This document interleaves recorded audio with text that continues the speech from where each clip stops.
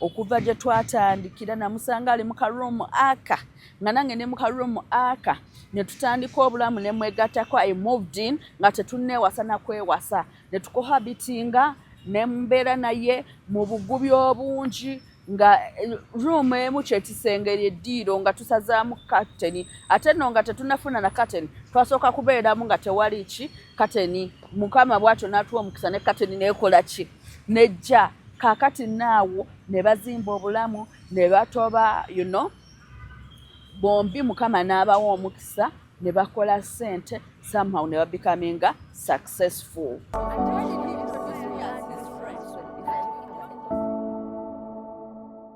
We have all been hurt, I know for sure.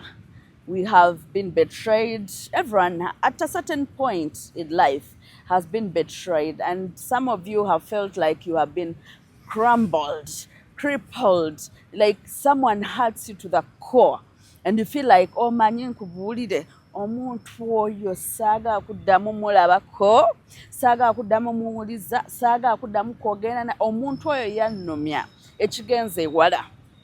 Siri musonyiwa abantu abasinga we even swear and say siri musonyiwa, I'll never forgive that person, I don't want to ever cross paths with them. I know for sure that most of us have been hurt in a certain way. Omuntu backstabbing, omuntu nakulumya. Like people have given me examples of being hurt. And that is why today I choose to talk about forgiveness and reconciliation, because that is something that I'm so passionate about. I like to reconcile people. I like to see people get together, forgive, and letting go of bitterness, letting go of that baggage, So today on Unpack with Nema Diana, that is what I want to emphasize and talk about, because we forget, we forget about these things. Yeah, so welcome on Unpack with Nema Diana, where life begins. We talk about life at large. We talk about healing, we talk about forgiveness, we talk about having healthy relationships, we talk about unpacking every baggage. We share stories. This is a safe space where we share stories about things that have hurt us, and we are able to let go and live a fulfilling life, a happy life. A space where we mind about personal growth. So as I was telling you earlier on, people have been hurt. I've seen people, whose children they have raped by a family member, and they're like, omuntu oyo siri musonyiwa mu bulamu bwange bwonna. Omuntu oyo siri musonyiwa naye nga muganda wange. I've seen people, recently we have seen a story of a beautiful lady that fell apart with their mother, and they're like, mama wange tetukolagana, tanjagalizangako, yoyo yabadde ndyamu olukwe, yoyo yabadde ngeya. You can imagine a close relationship between a mother and a child. We would just assume that it would be a good relationship, or there would be some differences here and there, but those are reconcilable. But to the point that someone writes a book about their mother, and their journey to healing. And they're like, my mother made my pain shrink. Like, my mother, yabuksa obulumi bwange, n'engeri gye yankosaamu, n'angamba ekyo nakyo, weesiba ku bintu. Can you move on? So some people hurt us to the point that they even also want to dictate how we feel when we heal, how we heal, how we react to the way that they've hurt us. That's how bad it is. Yeah, and to explore more about this, because I really want us to follow keenly. Yeah. Nkimanyi nti wali obaddeko mu bulamu bw'omuntu eyali alumiziddwako naye nga omutima gwe gwesiba bwe guti ng'awulira obulumi ku mutima, naye ng'awulira n'omugugu n'obuzito, naye ng'era tali willing, era tali ready kusonyiwa bantu baamukolako bikyamu, baamusobya. Kambabulira abantu basobya abantu. abantu basobya abantu nalabako tono katawu kabozi kemba nyumiriza at least mwena mukamanyiko but nalabako omukyala omwe yaleeta muganda we okuva mu kyalo amuwerere fees natandika omuwerera fees oluvannyuma lw'omuwerera fees abanga atuuka mu senior 3 awo senior 4 omwana nga tayagadde mwami wa mukyala mwami wa muganda we ngayagadde omwami wa muganda we before you know it nga beevuma n'okwevuma ng'omwana gwe yaleeta okuva mu kyalo okulabirira ate nga muganda we keyword is muganda we senga abadde muntu randomly nti nkujje mu kyalo sikwina we nkuyita sikwinako kakwate it's different naye nga muganda omwana wa maama wo okiwulira naye ng'obadde ogamba naye lwaki abonaabonera mu kyalo nze nga ndi ku Kampala Uganda mu kibuga kamugjeyo mutandika omulabirira bannanga omukyalo oli akunyumiza mpaka ne katasonywanga mpaka ne kati obulumi buli bukyamuli ku mutima agamba nze nazimba omwami wange okuva gye twatandikira namusanga ali mu karuumu aka nga nange ne mu karuumu aka ne tutandika obulamu ne mwegattako I moved in nga tetunneewasa na kwewasa ne tukohabitinga ne mbeera naye mu bugubi obungi nga room emu kyetisengeri eddiiro nga tusazaamu kateni ate no nga tetunafuna na kateni twasooka kubeeramu nga tewali ki kateni mukama bwatyo n'atuwa omukisa ne kateni neekola ki nejja kaakati naawo ne bazimba obulamu ne batoba bombi mukama n'abawa omukisa ne bakola ssente somehow ne babecominga successful ne bafuna ne bazimba ennyumba matiribonanga flat ng'erabika bulungi ne bakola zi businesses ez'enjawulo naye mu lugendo olwo wakati nga bamaze okuvaayo mukama bawadde omukisa nayagala ataakwateko ku beewaabwe nagamba naye omwana wa maama ali mu kyalo naye lwaki simujjaayo ne mulabirira mu kulabirira omwana oyo munaye bw'atyo nayagala ani baawe omwana ne yeekaza omwana nga takyagambye ngali ng'aguddemu omuzimu mazima omwana natuuka ng'avuma omukyalo ono ate n'abasajja simanyi kiki babaako sometimes oba babeera baloge oba kiba kiki bambi omusajja naye neyeekyangira ddala no omwana oli yayawulizaamu amaka g'ono omukyala ge yali akoleredde obulamu bwe bw'atyo n'afuna olubuto bw'atyo ate no n'aleme guess what ne bamugamba bampangisize bamulabirire eyo gyali omukyala atuuka point ya arguinga n'abagaininga n'ayomba n'ayita ab'ekika n'ababiyingizaamu ne bagamba bamupangisize naye ne bwe bagamba omupangisiza omwana oli yagaana ogenda omupangisiza n'agamba nze siva mu maka omwana ono naye gwe nnina mu lubuto wa maka gano ga mwami ono bannange ebintu byatabukira ddala naye mbabuulira omukyalo oli amaka ge ne gasasika bizinensi n'abeera nga takyayinawo n'abeera nga ne bamukasuka ebweru byamaliriza akasukidde ebweru bw'atyo n'atandika obulamu naye nga bwakupambana wamu n'abaana be kuba yagaana obbaleka bali bamugamba abaleke naye n'agamba mbalekera ani bw'aba muganda wange yandiddemu olukwe bw'ati mbaleka mu bulamu ki buno bw'atyo n'agenda eri oli omuwala gwe yajja mu kyalo n'asigala mu maka mbabuulira ebintu bino gyebiri abantu bakola ebintu ebyewuunyisa kale ebirumya omuntu n'atuuka nga takyayinamu yadde kaalekayo nti someone hurts you breaks you to the core like amagumba n'agamenyaamenya n'akumenyaamenya mazima ddala nga newoba oyinamu akaakatonda newoba oyinamu ekisa tosobola sigaza kisa ekyo bwe kityo nno bwe kyabeerawo bambi omukyalo oli yagamba tolaba nti nze ntya katonda banane yandigenze nange nendogako kale teebereza n'otuusa omuntu omukyalo oli yalina mulokole gwe mbanyumizaako n'otuusa omuntu kweryessa ery'okubeera nti omulumiza bw'otyo ombetrayinze bw'otyo gwe yali ayamba okitegeera ndabyeko n'abantu bangi bayimbye ennyimba ezikwatagana ku betrayo okitegeera so bwe bityo we byabaawo omukyalo oli up to now she has never forgiven the sister and she'll never. Era buli woyoge actually buli woleeta erinnya lya sister we abula tukanakaaba nga kimuyitiriddeko. Takyayagala wulira linnya lya sister we, takyagala kumwogerako, n'omwami we kumwogerako bwogezi. Awulira obulumi obw'amaanyi.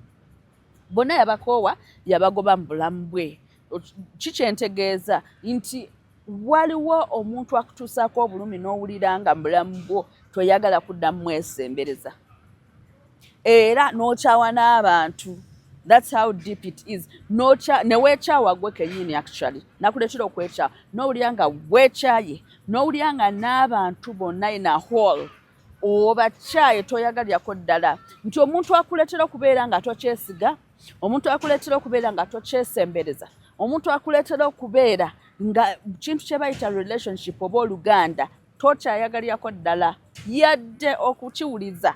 Kakati nno yeeyo incidents gye mbadde mbanyumizaako. Nti that's how sometimes how deep we can hurt people.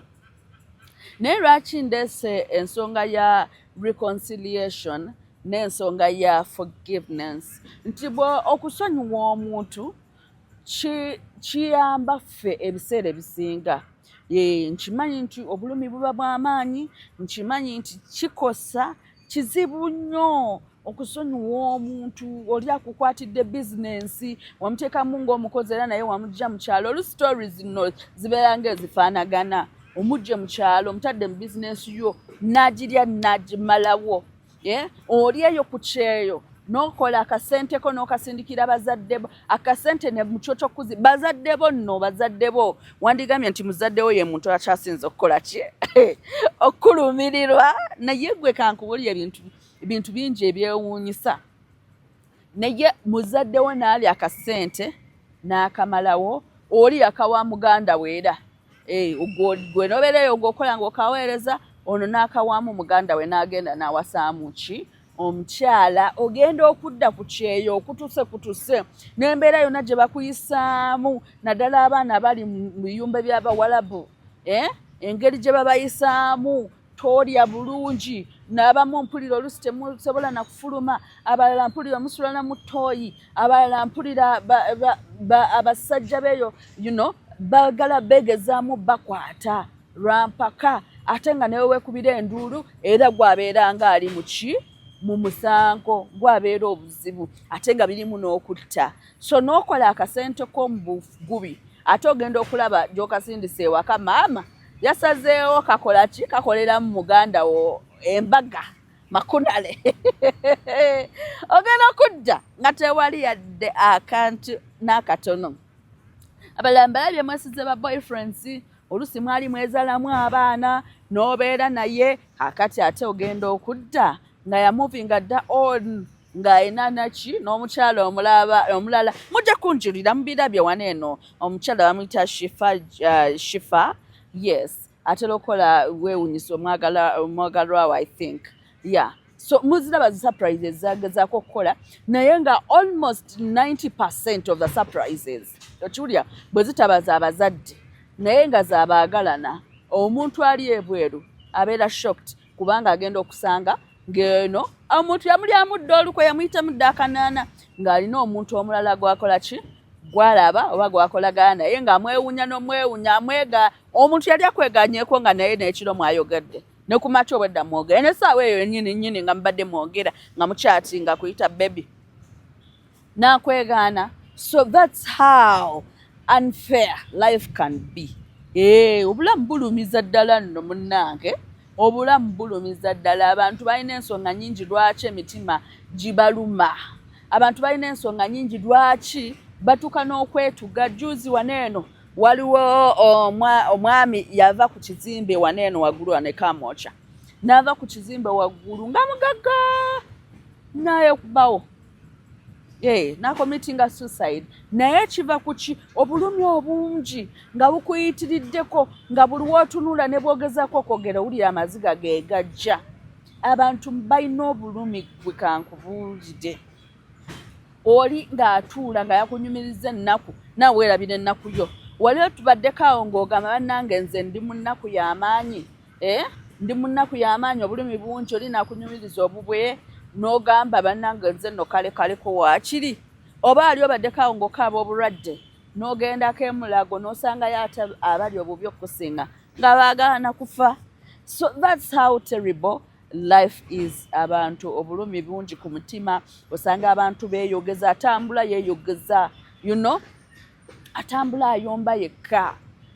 Payini gye njogererako simanyi oba mugitegedde nti ne wobeera wekka mu kisenge kyo obeera orizoninga wali oyombeddeko mu mutwe gwo nga like osirise naye nga obwongo bwo buyomba like bwogera in your mind you're speaking oli kwogera n'omuntu omuddamu omugamba naye nonkola kino lwaki wankola kino nga you're speaking literally alone. Kati naawe oba ogenderera mukwano obulumi obungi bwe buyitirira sometimes resulting into stress bwevaako ne bantu ne bagenda mu bintu ebiddako awo ebizibu ennyo depression n'ebirala ebigenderako. So that's why I'm talking about forgiveness. Okusonyiwa nno ebiseera ebisinga okwekolera kuyamba gwe okusinga bwe kuyamba oli n'oli kumuyamba gw'osonyiye naye kusinga kuyamba gwe omuntu nga gwe. Okusonyiwa kwe kuleetinga go of the pain n'omugugu gwo gwe weetisse n'obeera nga weesettinga free wewa freedom. Can you imagine fabe keeping mu bondage eyo nti oyina n'olukisa ne right n'amaanyi agasettinga free another person naye gwe n'osigala nga weekyesetinze in bondage nga weesibidde awo okyali glumewe kubanga ne bw'otasonyiwa tewali kigenda kukyuka ate bw'osonyiwa gwe ogenda kulaba enkyukakyuka mu bulamu bwo. Ogenda kulaba ng'abadde omunyiivu eyasiba enkanyanya abadde atalina ssanyu nga likomawo kati it's just magical. Simanyi oba muyinza okitegeera bwe nkinnyonnyola bwento naye weba okategeera kenkunnyonnyola ikomentinga wansi njagala ndabe wansi ng'oŋŋamba osolo sharinga yo experience n'ombuulira gwe ani yali akukoseza era yakukosa bitya yakulumya atya who has betrayed you what's that one betrayal that or disappointment or hurt or heartbreak that has ever happened to you n'owulira nga bannange sirisonyiwa. Please do share with us. Osanga omanye ebintu bino eno wetubisharinga nabagambye this is a safe space where we get to share about those things so it can help another person. Omuntu omulala bw'akitunuulya bw'ati kimuyamba n'amanya nti kino sinza kiyitiddemu nga bwe nabagamba luli tewali kintu kipya wansi w'enjuba waneeno buli kyoyitiramu waliwo eyali akiyitiddemukko. Kakati bw'osharinga nogaa nti nze nayitira mu kino nayitira mu tanuulu bwe nti ate waliwo omuntu omulala gwekiyamba n'abeera ng'amanyi ng'agamba olaba Sharon, olaba Judith, olaba Alani, olaba Timothy, olaba Joshua yakiyitiramu kitegeeza nange nsobola kiyitiramu nenkola ki nenkivuunuka. Abantu bangi balabye nga like bazadde baabwe bennyini be batabaagaliza oba be babaloze naye owooluganda wo n'akuloga ogenda obitegeera nga yeyakuloga naye ng'obonyebonye n'obulamu bw'ensi eno mazima ddala nga weebuuza kiki kye namukola naye nga naawe tokola ki tokiraba okitegeera ekintu ekyo. Kakati kye nkugamba nti gwe bw'osonyiwa kiyamba gwe kisetinga gwe free. Ogenda okulaba ofuna emirembe mu mutima, ogenda okulaba weewuunya biki by'obadde weetisse era lwaki obadde obyetisse, ogenda okulaba ebintu ebimu tebikyamataringa. Nawe ebintu bino njagala tubidifferentiating. Okusonyiwa n'okureconcilinga, reconciliation. Okusonyiwa kwe kubeera nga weesetinze free, okitadde kibadde ku mutima gwo okireetinze gwo. Abantu ab'enjawulo basonyiwa mu ngeri za njawulo era bawonera mu period ya njawulo. Ekyo nakyo tujja kyogerako nti okuwona kutwala akadde ate n'okusonyiwa sigamba nti kyekintu ekyangu naye kitwala obuvumu n'amaanyi. Kati kankubulire okusonyiwa nja kudda ku reconciliation naye okusonyiwa kuneeno tekitegeeza nti you condone ekikolwa ekikoleddwa nti oba okiwagira, tekitegeeza nti tokyakimanyi, tekitegeeza nti okyerabidde, tekitegeeza nti tekyakutuukako. Okusonyiwa tekitegeeza nti pain gy'obadde owulira teri valid, tekitegeeza nti obadde osaaga, tekitegeeza nti obadde obalaata nti byakuluma. Nedda, okusonyiwa kitegeeza nti otutta obuvumu obw'amaanyi n'ogamba nti mu mutima gwange eno pain sikyayagala gyetikka, eno pain sikyayagala tambula nayo, njagala moving forward, obulamu bwange bugende maaso, ebyemabega bubite, ngende maaso n'obulamu bwange, nfune ku ssanyu, kubanga obulamu bwo tebuli defined by that one circumstance or by that one chapter that happened in your life. Your life shouldn't be determined or defined by that one circumstance or chapter that happened in your life. Yeah, in most cases, that people that hurt us are the people that are closer to us, are the people that we love so dearly, are the people that we value and cherish. The people that we least expect are the people that hurt us the most. So, you forgiving does not mean your pain, your anger, your hurt, betrayal was not valid or did not happen. It just simply means that you choose to let it go, that you choose to set yourself free, that you choose to move forward, that you choose to embrace other chapters. Lwaki oba weesibira mu bulamu ku chapter emu mu bulamu bwo naye ng'ate waliwo chapters endala nnyingi ennungi mu bulamu bwo z'osobola okuwandiika oba n'olwedde empandiike ze wawandiika edda. Lwaki weesibira ku muntu omu eyakukosa naye ng'ate there is so much to appreciate.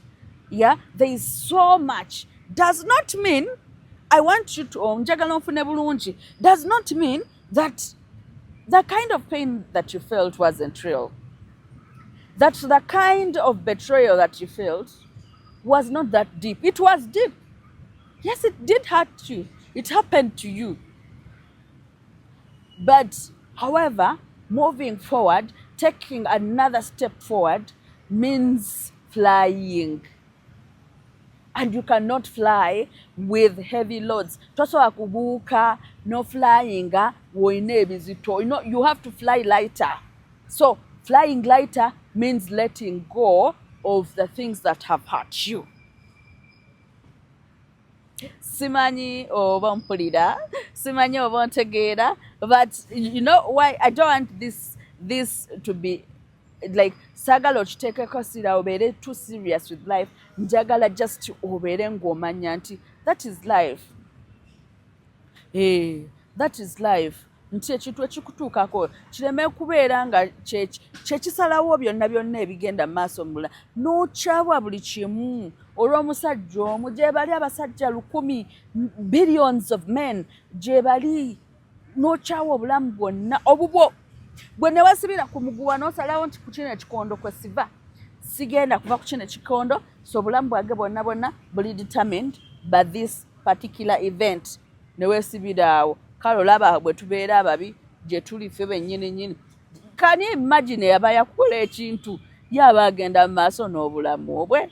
Can you imagine ye yakola ekintu obulamu bwe tebusitopinga? Can you imagine the people that hurt us and they don't even realize they've hurt us, or the depth of the depth of the hurt their actions has caused?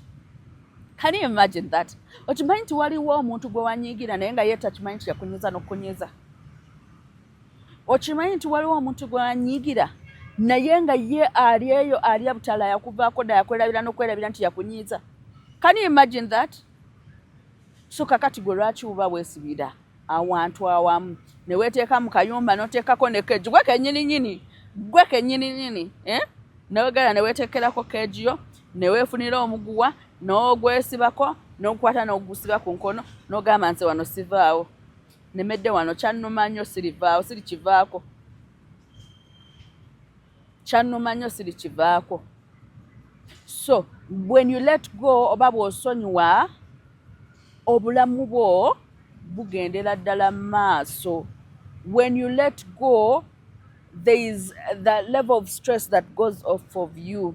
N'akatambala kadde kakubise maaso nga kakulaga eyo mbeera nga kagitadde mu replay nti mu kiwa ky'okulaba other kati katugambe olaba ka Siri oba movie oba Siri mu kiwa ky'okulaba other seasons oba other parts bwe oli ku replaying only that part kali mu repeat you're just rewinding and rewatching the same mu kiwa ky'okugamba nti kandabeko ku birala ate ebiyinza okunyuma. So forgiving leads to healing.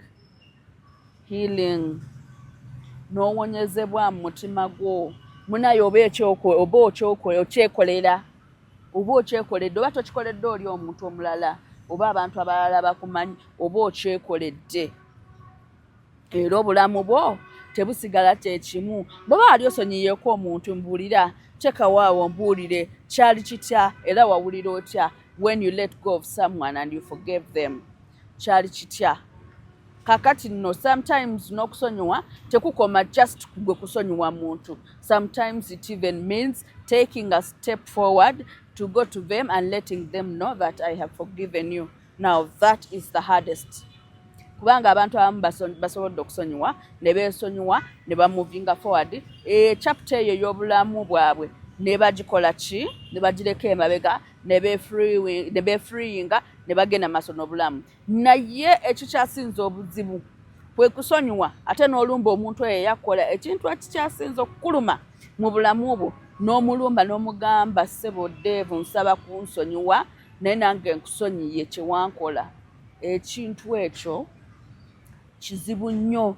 Kati awo wetugendera ku reconciliation nti reconciliation nzibu nnyo.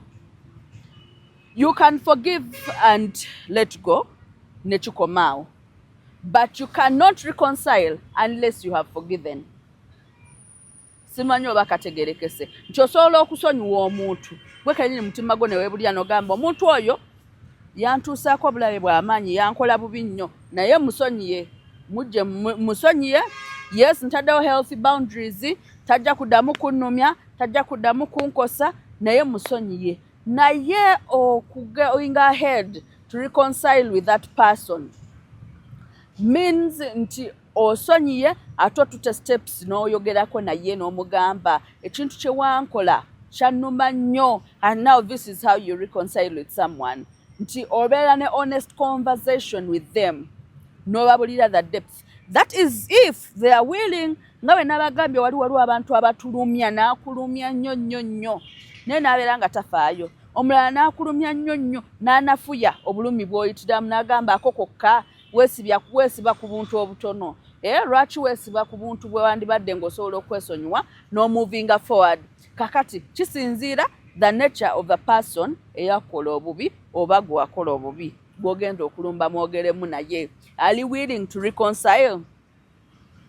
Ali willing okusonyibwa kubanga ayinza okuganisagana na kusonyibwako n'otuukayo n'obeera nga ali mu firimu yo okitegeera n'otuukayo okwogera n'omuntu ng'akudduulira kankubuulire bw'oba oyagala okureconcilinga n'omuntu bibino by'ojja okusuubira era ojja kusuubira nti omuntu oyo toli sure ayagala okusonyibwa oba nedda. Ayinza okulaga nti ye bye yakola bye yalina okukola gwomusonyiwa kuki okitegeera but regardless oba yayagala okusonyiwa oba tayagala okusonyibwa bw'oba otutte step and most cases I encourage that bw'oba owulira omuntu oyo wa bulabe eri obulamu bwo go with someone to mediate that reconciliation oleme kubeera wekka because you never know okitegeera waliwo yagamba mbu sitaani talokoka. Simanyi mazima gakwata ku ekyo but all I am saying is get someone to mediate that reconciliation otuukeyo oyogereko naye omweyabize omubuulire munange buli wetunyumya ku bintu binene emitima gyaffe gikkakkana walolabyeko pressure obanga ena weekwatidde nga musayi ng'olina osooka okugufumitako bwe guti gusooke gufulume pressure eryoke ekole ki ekkakkane. That is how it is nti bw'ofulumya ebintu n'obyogerako n'omuntu ne waba si oyo yakkosa but n'ofuna obudde n'obyogerako n'omuntu somehow ka pressure kakola ki kakkakkana. So when you're reconciling, speak to that person and tell them the honest way how those things hurt you and why they hurt you, and then tell them you're forgiving them, and then that means because reconciling nene waliwo aba reconciling just kubyogerako ne babikomyawo nababa aba reconciling nga baagala baddemu omukwano guddemu friendship eddemu oba enkolagana eddewo akati ate ekyo nakyo extra kizibu n'abagambye reconciling kizibu naye ate kiri eri kirimu extra promax kubanga it takes patience omuntu oyo asobola okuba nga asobola okuddamu nakkosa omuntu oyo asobola okubeera very capable okubeera nga omutima gwe ye tegwakyuka gwo gwakyuka naye gwe tegwakola ki tegwakyuka kakati bw'omutuukirira yogera naye ng'osuubira nti ayinza okukola ki okuba nga ye tali ready naye bw'aba ali ready manya nti tuli bantu speak to them but know that you have to apply patience. You have to listen to them too. Sometimes we assume that we were the victims, but yet in actual sense, noli naye yali victim. Naye yalina ebyamuluma, naye alina ebyamukosa, nga mu bintu bye wayogera oba bye wakola, waliwo ekyamuleetera okukola ekyo kye wakola kye yakola. Oba kiwulira nti sometimes gwobeera eno oli maziga okaaba nange nze victim banange bankola bubi kumbe naawe olina kye wa contributinga because it takes two to tango or mingle. So kitegeeza be ready to listen to them. They have their own version of how this situation affected them. So be ready to listen to them and understand them. Not listen to answer. Not listen to be defensive. Not listen to blame. Not listen to turn everything or every blame to them. But listen to understand where they are coming from as well. So when you listen and understand, when you listen to understand, then that means there is a step forward. Kakati we mugenda maaso n'obulamu bwammwe kitegeeza omuntu ono oba omuzza mu bulamu bwo expect nti ayinza okuddamu nakosa expect nti naye akyayina ebintu byagenda ngaawona ate bw'otayogera mazima gonna wano mu reconciliation kitegeeza oyo naye omugugu gwe weesigadde weetisse so omugugu gwonna gw'oyina gute omugugu gwonna gw'oyina gufulume mutandikire ku peegi mpya clean slate mutandikire ku peegi mpya naye n'obugumiikiriza simanyi oba ntegeerekese naye ekintu ekisinga obukulu kumusabirako naawe kwesabirako kuba naawe oli muntu osobya musabireko bwe muddamu ne reconcilinga pray about it pray for that person pray for yourself and seek counseling tekikomaawo seek counseling musigale nga mukyogerako mufuneyo sessions zammwe nga ziizo nga mukyogerako mugenda okulaba muluzeninga up and then before you know it nga relationship ezeewo nga gye yatandikira naddala abantu nga mubadde bafumbo nga mubadde mu relationship ey'omukwano mubadde baaluganda mubadde family obulamu bwe butyo bwe bukola ki bwe mumovinga on bannange tusonyiwe bwaliwo abantu tata waabwe yagenda bazadde baabwe bagenda ne bafa ne babalekera ebintu byabwe byonna ab'ekika ne bakola ki ne babitwala nga leero bali ku street tebalina yaddawo okulya yaddawo okusula ne kabbanda agulayo ak'ebitaano alabe ku nsi bw'etambula naye ng'embeera si nnungi naye nga mutima gwe era yagaana okusonyiyibwa munaye reconciliation is very very much possible. However, if you know omuntu oyo ng'agenda kukolako obulabe nga bwe nabagambye gye bali abantu nga tebeetaaga reconciliation nga beetaaga just forgiveness n'obasonyiwa busonyi n'ogenda maaso n'obulamu bwo so bw'oba omanyi nti abantu abo they can harm you asobola okutta asobola okupangira abatemu like that is the level at which it is awo abantu abo ng'okola ki ng'obasonyiwa then keep your distance because your safety first yourself first so banange mukeepinga on nga subscribinga nga likinga kubanga nange mbateekamu obudde nezija ne tunyumyamuko ku bintu bineeno so YouTube channel bagiyita Neema Diana bwe noonya Neema Diana ogenda likinge o subscribing ne TikTok kyekimu mu following mu liking mu commenting tell us about something that you'd like for me to share next time chicho yagala njogereko kubana bagamba najja waneno kubyogerako. Otherwise, thank you for watching Unpack with Neema Diana. God bless you.